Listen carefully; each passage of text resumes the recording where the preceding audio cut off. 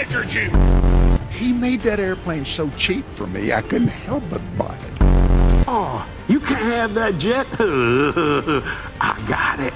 Yeah. Let me make you real mad. Got two of them. Why do you need a $54 million private jet? We're not doing any kind of interviews right now. I'm in the book. I'd just like to know why you need a keep your hands off me. Oh, see how them shoes? Get a shot of this, boys. Get close, come on, man. Like I paid a fortune for them things. Suck in there, man. See that go? Do you think you've used the Lord's word to profit, like grossly? Like, do you think you distorted the Lord's word to make money? Whoa, whoa, whoa. Close the doors for me for a quick moment. I want everybody to remain standing quickly. There's 1,000 of you. I said close them doors. Ushers, close the doors. Close the doors. Close the doors. There's 1,000 of you tonight, and those that are watching, it's 1,000 that's watching online. If I get 1,000 online to give this, if I get 1,000 in the sanctuary to give this, that's $40,000 tonight. I need everyone standing up here with us, with me, to plant a seed of $100. It costs to sit up here. Shh. Giving is worship. Giving is worship. Now, before I... Did that mug just say close the doors and ask for $40,000, bro? That's a stick up. You can go to jail for that, bro.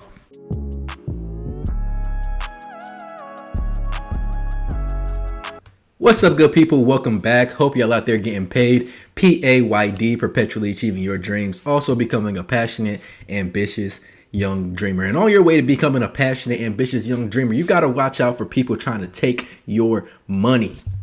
Yes, even in these religious institutions, they're trying to take your money. Today, we're going to look at this video from 4D Shams called Christianity Has a Problem. And I believe it does. We've talked about Christianity in other videos. But without further ado, let's get right into it. Get started on this video, I want to make one thing clear. This video is not an attack on Christianity itself. It's more like an investigation of what happens when accountability disappears, when spiritual leadership goes unchecked, when institutions meant to serve the needy end up exploiting them. What you saw in that first clip was a pastor shutting his church doors and not allowing his members to leave until they donated $20. Like, he physically said, you cannot get out of here until you give us $20. That's a stick And I find up. that the fact he did this is so insane, because you never know someone's financial situation. A lot of times people go to these religious, spiritual institutions because they're financially struggling. Their accounts might be overdrawn. They might not have that $20. Some of their members might have been at church that day because they wanted to pray for a blessing. So now, even though they may have came to the church looking for blessing or financial relief, they're gonna end up leaving the church with less money than they came in with. And if they just happen to, let's say, not have that amount, now they're exposed and humiliated in front of everyone. And the fact that it's such a meager amount of $20 is kind of a double-edged sword. Because yes, it's affordable, but for the few who might not have it, it makes them look even worse. Because we can understand if you can't give $100, $200, $300, $400, $500. But $20? That's like lunch money. Even though this is a meager amount, if you grew up poor, there were moments where $20 was all you had to your name. There were moments when your parents didn't even have $20. I'm talking like collecting quarters, recycling bottles, just to... Dog, many a times. Bro, we used to have coins on top of the fridge.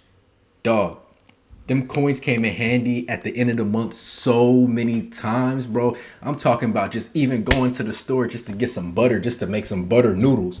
You know what I'm saying? The pack of spaghetti that you didn't use all month that's in the back of the pantry, you gotta go back in there like, pull them things out, get the garlic butter that's in the back of the cupboard. You know what I'm saying? Put that together, make some butter noodles, bro. Like, many a times, cuz, many a times. Piece together some spare change to make it through the day. And the crazy thing is, $20 wasn't all they requested from the attendees that day. They asked them for more money earlier. Any speaker that they bring in, they ask them to take up what they would call a sacrificial offering at the end of that ministry moment. It is volunteer. You know, you're not pressured to give. Asking your ushers to close the doors until they paid isn't pressuring? He really just sat there and told this bold-faced lie? Isn't lying a sin? I was just doing what the presiding bishop asked me to do. Of course, the response is to shift blame. And because the initial ask earlier in that service was sizable, I tried to keep it as minimal as possible. The initial ask was sizable, so you guys are asking for donations multiple times in one event. And I'm scared to even ask how much this sizable ask was. And no one was kept in there against their will.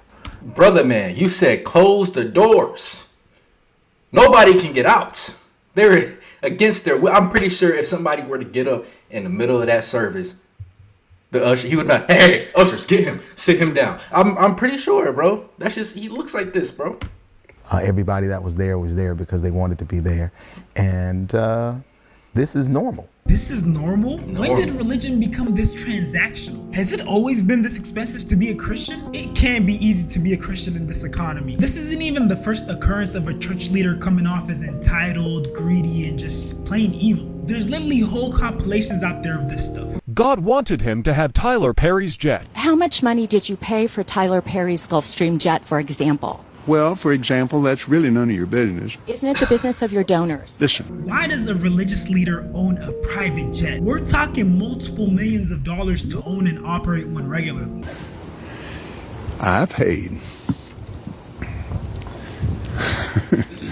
You kind of caught me. Look at him, bro. Like, he looked like a demon.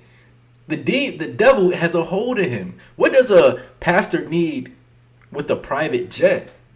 Like, to go to speaking engagements, cuz? Like, bro, we got Zoom, Skype, FaceTime, bro. Like, you can be put up on a monitor in a completely different state or country if you wanted to give the word, bro. The word travels. You know what I'm saying? What does he need with a Gulfstream jet? And like 4D said, millions of dollars a month just to own and operate. Off guard here, okay? And watch how he proceeds to stall for time, looking for ways to avoid answering her question. Certainly. Well, if you'd like to come out here, I'd like to give you a chance to catch your breath and have a conversation. We don't want to catch you off guard. I love Inside Edition. You got to get this now. Hey, you listen to me? My wife thinks Inside Edition is, oh yeah. Look at this man just lying through his teeth, bro. How could you trust somebody that looks like this and talks like this? Bro, let's rewind, because I want to look at his eyes, bro. What's good with his eyes, bro? Hold on, bro. What's good with his eyes, bro? Because I just don't understand. What's up with bro eyes, bro? He ain't got no more pupils or something, bro? What's going on? Nah, he's a demon, cuz. He's a demon. Just like most of these prosperity gospel preachers, bro. Like they just, something is not right with these people, bro. I swear. My wife thinks Inside Edition is, oh yeah. Now, thank you, Lord. Help me. Just let me pray this. I mean, he is trying to do anything to slither himself out of this situation. Well, let me just ask you a really simple question. A lot of people think it's unbecoming for a preacher to live a life of luxury and to fly around in private jets. What's your response to that? It takes a lot of money to do what we do. We have brought over 122 million people to the Lord Jesus Christ. Well, my question then, okay. You can't bring 122 million people to the Lord Jesus Christ. You can't pay to get in. Isn't that a part of the word? You can't pay to get in. All right, but I want to get to the demons because people are very concerned about that comment. You right in front of him. Inside Edition. Watch out. I can just tell from the look in his eyes, bro. Deep down, he wanted to strangle that lady. Because how dare she ask him what he's doing with the money that his donors gave him? The money that's supposed to be going towards a righteous cause. But let's keep watching. I love your eyes. Do you ever use your private jets to go visit your vacation homes, for example? Yes, I do. Okay. What the hell does he need vacation homes for? The Lord's work is never done. I thought that's what they said. That's what they told me. The Lord's work is never done. He got vacation homes? Come on now. Homes, plural. So he has multiple vacation homes. And he's using the money from his donors. And he's kind of cutting into your pockets as well because churches are tax exempt. They have federal income tax exemption, state income tax exemption, property tax exemption. Some states have sales tax exemption. They also get personage and housing allowances, federal unemployment tax exemption, non-profit discounts, reduced postal rates. All the money these churches are not paying has to come out of someone's pockets. And those pockets are yours and mine. But let's keep watching. Again, getting back to the comment, you said that you don't like to fly commercial because you don't want to get into a tube with a bunch of demons. Do you really believe that human beings are demons? No, I do not. And don't you ever say I did. The demon came right up out of him. Look at that. Whoa. Buddy, calm down. She asked a simple question. Whoo, that demon was agitated. Man. Whoa, calm down there, sir. Don't hurt the lady. She just asked a couple of questions, man. If you ask me, that's the look of someone who's naked. He just got caught red-handed. Ooh, We wrestle not with flesh and blood. He had to turn back to the scripture because his mask almost came off. To those critics that say that a preacher should not be living a life of luxury, what is your response to that? They're wrong. When you go back to the Bible, it's full of... Now, they shouldn't be living a life of excess and luxury because it's a sin. Excess? What is that? Greediness? Gluttonous? It doesn't have to be food to be gluttonous. He's being gluttonous. You don't need vacation homes when people who go to your church or listen to you don't even have a home or have a fallen, dilapidated home. You know what I mean? People can't even afford food, and you're going, clear across the country just to get your favorite Starbucks meal or something like that.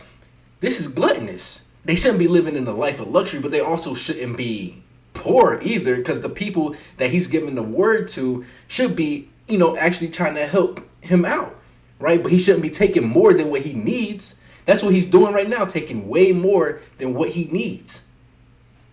Wealth. And it's full of miracles and signs and wonders. And it's full of goodness. Notice the order in which he said things. He said it's full of wealth. And oh yeah, there's also miracles, signs, and goodness, whatever. This dude really needs to invest in media training and some acting classes. Because could you be any more obvious? And it's full of meanness. It's just full of hell on earth. Those are the demons, not the people. I love the people. Thank you so much for your time What's your today. Lisa Guerrero. Lisa? God bless. Father bless Lisa today. Bro, he's just so fake. Thank you for giving me the opportunity to know her. I wouldn't even shake his hand, bro. I love Inside Edition. I love the people on it. And it thrills me to get a chance to have my face on Inside Edition. Thank you very much, Reverend. You have a nice day. Yo, with how tight he was holding her hand and the fact that he got her whole name, I gonna lie, I wouldn't feel safe if I was her. With the type of money he got, he could probably get you gone in a second. But let's keep going. I, Roberta McCoy, given faith and stand in unity with the vision of Perfecting Church of sowing this seed of $1,000 plus $235 and receiving the blessings to come to all that participated. Now that's only $1,200. Yes. Y'all not listening to what I'm saying.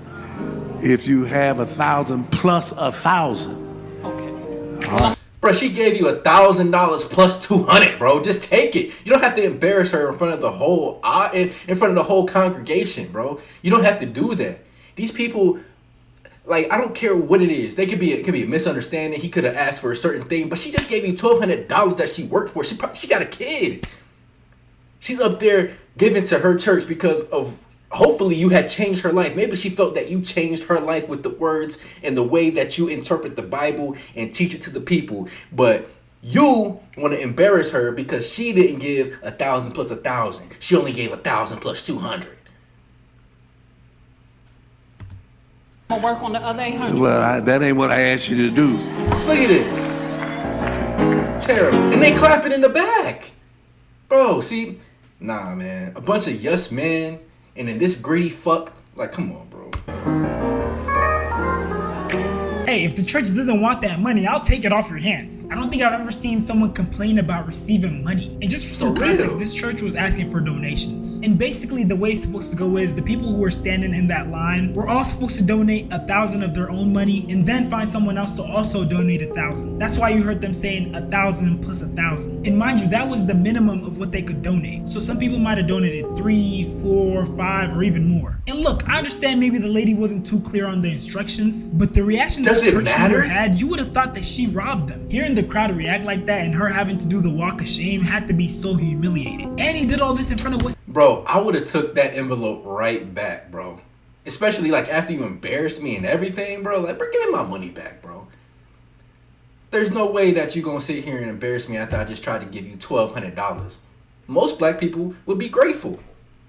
This motherfucker, I said 1,000 plus 1,000. I don't give a damn what the rules is. Nigga, take the money, bro. Don't sit here and like, bro, this seems to be her son. I don't think people understand just how much donation money churches receive. According to this Princeton article, in 2023, Christians donated $945 billion.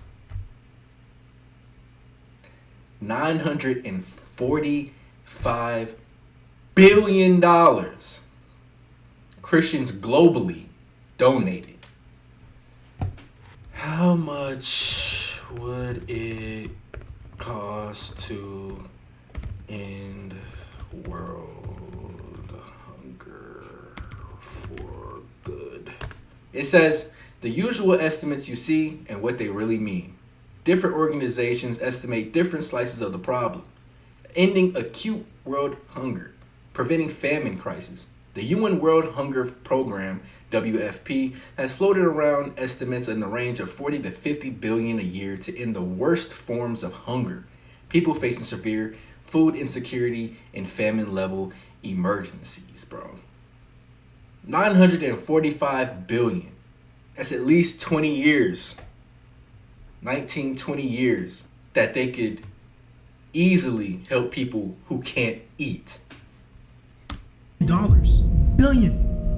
Not million, billion, like with a B. And approximately 62 billion or 6.6 of all those funds were lost to fraud and embezzlement. According to this article by Christianity Today, the Center for the Study of Global Christianity projects thieves will take 170 billion in the year 2050 if current trends continue. According to Organized Crime and Corruption Reporting Project, religious leaders are using churches to launder illicit cash across the Americas. When Eric Zuniga died in U.S. custody in April, he left a rich religious and political legacy in the Guatemalan town where he founded an evangelical church and served as mayor for over a decade. He also left behind a property empire that was most likely built with drug money. Over the years, religious institutions have been repeatedly used to launder money. And I mean, it makes sense why they're using churches to launder money, because who's really keeping track of all these church donations? Who's gonna question the institution that's supposed to be the pillar of righteousness in the community? That's why you have things like these happening. Singapore megachurch founder Kong Hee found guilty of $35 million donation fraud, or the sexual abuse scandals that often occur. In the early 1980s, Bickle, who'd go on to found International House of Prayer in Kansas City, confided in Tammy Woods, the 14-year-old who was babysitting his children, that his wife Diane would die and that we would be together, a prelude to his repeatedly sexually abusing her. The founder of the outrageously successful church certainly felt that God had his back. He had the same vision a decade later when he told his 19-year-old female intern that his wife would die and that they would get married. And you know,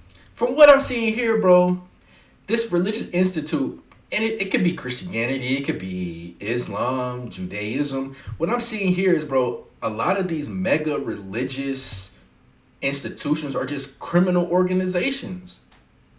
On the surface, yes, non-violent, but you never know the inner machinations of what goes on. They could be getting niggas knocked off. Who knows? But at face value, bro, they are really preying on desperate people, telling people to give money here, give money there, and the reason behind giving money is to sow a seed, right? But if that seed never gets planted in fertile soil, or just never even makes it to the soil at all, and somebody takes it and plants it in their field, how is anybody supposed to benefit? With all the money that these churches receive, you would think that they would at least help their community. Okay, the whole community might be a little bit much, maybe a couple families in the neighborhood. Honestly, that might be too much as well. How about 1 2-month-old baby? Meet Nikaylee. So what she did is basically make a series where she has the sound effect of a baby crying in the background, and then she calls churches and asks them for baby food. Now the series is obviously much further along now because it has part 43 out, but at some point when she was on part 30, having called 30 religious institutions, she received 24 no's and 6 yeses. Only 3 of those yeses were from churches. The other 3 were from mosques and other religious institutions. But let's watch one of these videos real quick. So I'm calling your church to test to see if they would help feed a starving baby. And right now, per request, I'm calling Living Faith Christian Center in Baton Rouge, Louisiana. Let's call them and see if they would help feed a starving baby. Live and Faith Christian Center. Hi, yes. I was wanting to see if y'all could help with baby formula at all. I have a 2-month-old and she ran out last night, so I just need like a small can because she's gone all day and all night. What about? Oh, I don't understand. You have need for what, ma'am? Now. I was wanting to see if you all could help with a small can of formula for a baby. Small can of formula for a baby. Hold on, let me see if Sister Julia's available. Hold on a minute, okay? Okay. Honestly, I would have just covered it myself. This is For Julia. real? How can I help you? Hi, I was wanting to see if y'all could help with a small can of baby formula. I have a 2-month-old and she's been out since last night, so she's gone all night and all day without anything to eat. We don't have any formula around, darling. I'm sorry. Go get it. No diapers, anything for babies. We don't have anything. Could that be something you all could get and I could just pick it up? No, we can't right now. I'm sorry. Okay. That tone is so scary. All right, thanks. Wow. Didn't even point her in a place that she could go get it. Not saying like, oh, I can get you a little something, shell out $20 for some diapers and something else. Get the other people that's working. Like, hey, let's come together. Let's put our money together, help this lady out. She had the courage to call in and ask for help. We're supposed to be the people of God, helping out God's people and children. Let's come together and let's see what we can do. Let's go into the church's bank account. Let's make a withdrawal. You know what I'm saying? Let's go talk to the head treasurer. Make sure we can do this real quick. Come up with something. Get her name, information. If anything does come through, they didn't do any of that. And they supposed to be helping people. Nope. Mind you, that baby is. But Sunday they gonna pass around that collection plate, and if you don't give, it's a wrap for you. Is basically dying. She literally said that the baby hasn't eaten since last night. 2-month-old babies need to eat every 2 to 3 hours. It's not an exaggeration to say that that baby is literally dying. At that point, I don't even care if the church has it or not. I'ma pay out of my own pockets. That's what any decent human being should do. It's crazy to think that a lot of times these are the same people who are super conservative and super pro-life. So what, are you only pro-life when the baby's inside the mother's stomach? Is 2 months too old to receive your love and affection? And I hate how cold the response was. It's like they just wanted her to get off the phone with them. They didn't even try to connect her with any resources in the community. Maybe help her get in contact with a food bank. All they did was basically say, oh, we can't help. Yep, have a good day. Having this sort of cold, heartless reaction to a dying baby who hasn't eaten since last night is insane. And out of all the churches that she called, yes, some of them tried to offer resources, but some of them also just hung up. And get this, from the churches that she called, a lot of the ones that ended up saying yes were Black African-American Baptist churches. You would think that during times like this when the government is cutting SNAP benefits, families aren't receiving the financial support they once did, you would think that these churches would be stepping up for their communities. But that obviously doesn't seem to be the case. Now let's see how other faiths react when faced with the same scenario. Somebody wanted me to call the Wan Buddhism Temple of North Carolina, and it's located in Chapel Hill, North Carolina. So let's see if they would help feed a hungry baby. Hi guys, I was calling to see if you all could help with baby formula at all. I have a 2-month-old and she's been going without formula since last night. Okay, so we're a Buddhist temple, so we don't have baby formula here, but there may be some community resources that do. Where do you live? I'm like 10 minutes from you all, but I've called everywhere and they just keep telling me to call around churches and stuff like that. And I've called so many churches and nobody can help.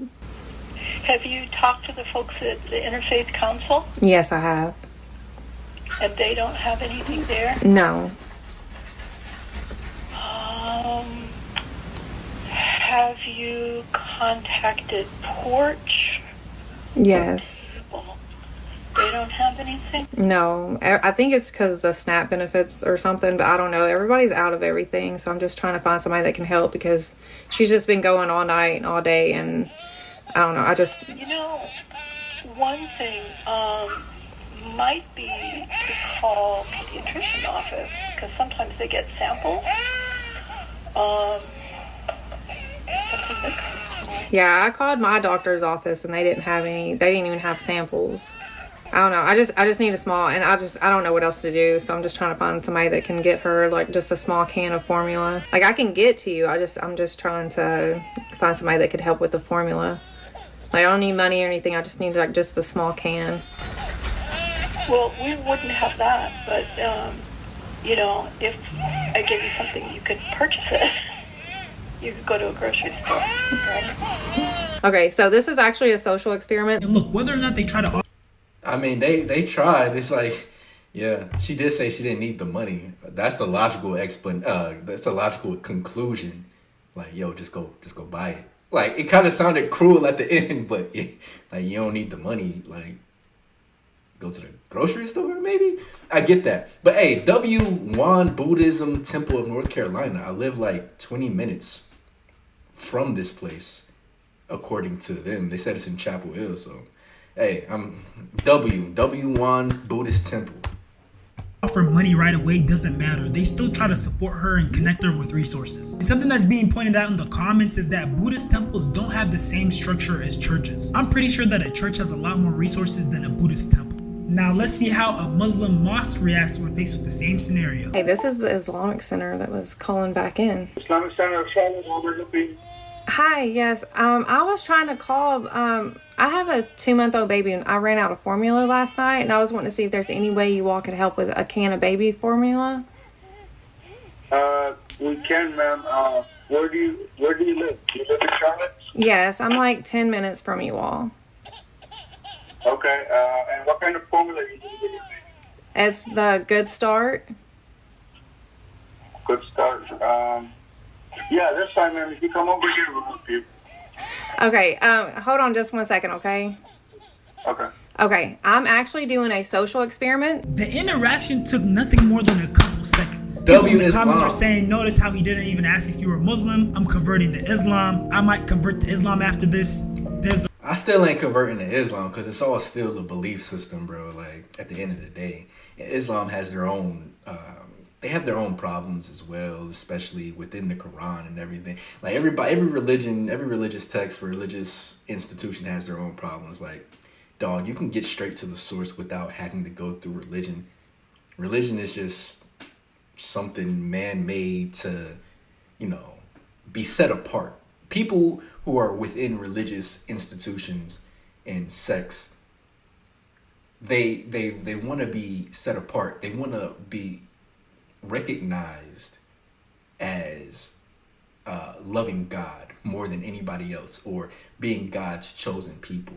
And that comes with its own set of problems, and people talking to God and saying God told them to do this and do that and look down on other people. You know what I mean? Just whatever. But yeah, W Islam though.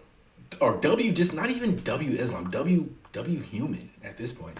Mosque in my street now, couldn't be happier. Told my daughter if we're not home and something happens, go there first. America is so propagandized. Islam is beautiful. Charity is a pillar of Islam. They take it very seriously. None of that "are you a member" crap. Some of the churches that she called were literally saying that they weren't able to offer help unless you were a member of their church. And shoot, I understand if it's some sort of super exclusive benefit. I understand if you leave it for just your members. But helping a 2-month-old starving baby, that's where you lost me. And you know what's even more insane about this whole situation is the response that she's receiving from people. The backlash. This nut is calling churches asking for formula for her baby that she says is starving, and when the churches cannot provide her formula, she blasts them all over social media. Testing churches is wrong. Test someone on the street. You're trying to give God's people bad reps. Maybe you should... No, bro. Those people are just those people, and whatever rep comes along with whatever she's asking, that's just what it is.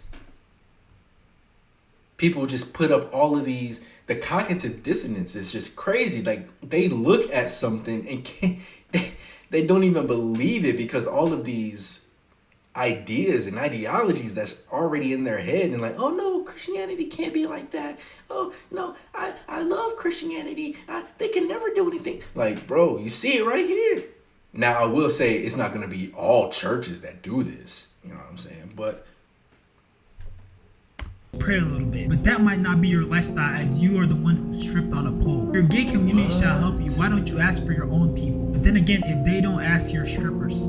Commas, people, commas, please use them. I think these idiots don't understand that this is an experiment and that she doesn't actually have a baby. The thing that sucks about this experiment going so viral is that now it won't have the same effect. A lot of churches have probably heard about this experiment by now, and they're just ready and waiting by the phone, probably practice the whole script about how they're gonna help this lady and her baby. You'd probably have to wait a couple more years and tweak up the experiment a little bit to actually get raw reactions. And you know what sucks is that some people are so filled with hate for certain religions like Islam, for example, that they believe that this whole experiment was made up as a form of propaganda to try to make Christianity look bad and make Islam look good. People are complaining that she called a bunch of churches, but she only called one mosque. But lucky for us, the internet is a very wide and vast place because someone conducted the same experiment on mosques. I'm wondering if you guys can provide with 1 can of formula. Sure, you can come into the Are you around? Do you live close? You can stop by today. Maybe you can help you to buy it. Let's call a mosque in Dearborn and see if they will give baby formula. I'm gonna mention that I'm not Muslim to see if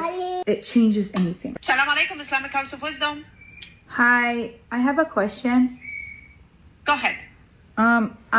I'm short on baby formula for my baby, and I'm wondering if you guys can provide with 1 can of formula. Sure, you can come into the Are you around? Do you live close? You can stop by today. Maybe you can help you to buy it because we don't have actually formula here, but we can give you money to buy it. Oh, and is it okay that I'm not Muslim? That's fine.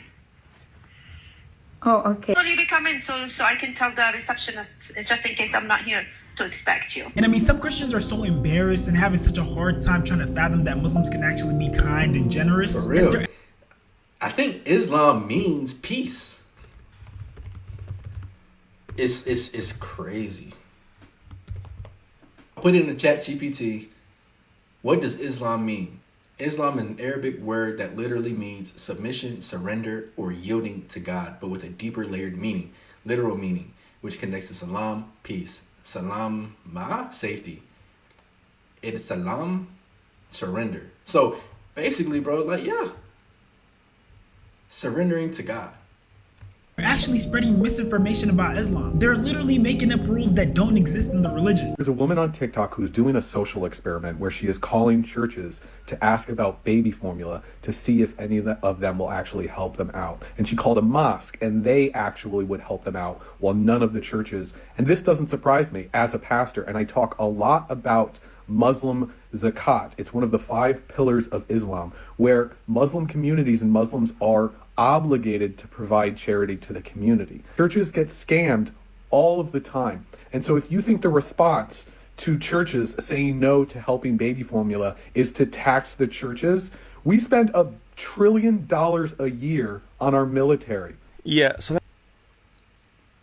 So churches get scammed all the time. Bro, what does it matter if you're just doing a good deed? Like, let it be on the person doing the scamming. All them donations that you get, bro, you can't handle a little bit of scam. You know what I mean? That's not how zakat works at all. Zakat is a formal thing. It's you can't just say, oh, a mother has asked me for a bottle of baby formula, therefore I am forced by the pillar of Islam to give it to her. Like, you're talking as if mosques don't get scam calls too. Like, that's such a bonkers thing to say. But zakat is a formal thing, so on many levels, you can't just, if a mother asks you for a single bottle of baby formula and then you give her the bottle, then you're like, aha, that is my zakat, it goes towards my zakat, 2.5% after nisab for the year. That would actually fall under sadaqah, which is, by the way, identical to the Hebrew concept of tzedakah, which is righteousness or righteous obligation or righteous act, but it's usually just translated as charity. Like, you can't absolve your church from not giving baby formula to a mother because they're not forced to be kind like Muslims are. That's literally insane. They're not being kind because they're being forced to. They're being kind because Islam teaches that as a value. Churches are not charities, and that is why they should be taxed. There's no reason they should be tax exempt like a charity when they are not obligated to be charitable. They can be for profit, as many of them are. They can engage in charitable activities, but that does not preclude them to be exempt from taxation. Yeah, so the things that pastor said were basically just cope. Literally just trying to justify some of these churches being greedy and uncharitable. But again, like I said in the beginning of this video, I'm not trying to attack anyone's faith. A lot of churches do a lot of good for people. I absolutely cannot. Yeah, man. So that's basically it. Listen, like you said, it's not really meant to demonize Christianity or go at somebody's religion and call them this and that. But there are a lot of bad faith actors within the Christianity religion. We can't get around that, right? Me, I love the words in the Bible, right? Because I feel like as if I can look at them and put them in their spiritual place. A lot of people don't spiritually ingest what the Bible is saying, so they miss half the message. They intellectualize them, then that leads into legalism, and then that leads into them looking down upon somebody else that doesn't follow the religion. It's just a whole mess. But once you really spiritually understand the text, then you can start to get somewhere, because all Jesus was trying to do was just lead you back to the source anyway. That's why he said him and the Father are one, and that what he can do, we can do. He was just trying to show us that way. At least that's what I believe. Anyway. But yeah, man, like 4D said, it's not every church or every Christian doing bad things, but Christianity does have a problem. How is it going to be fixed? I don't know.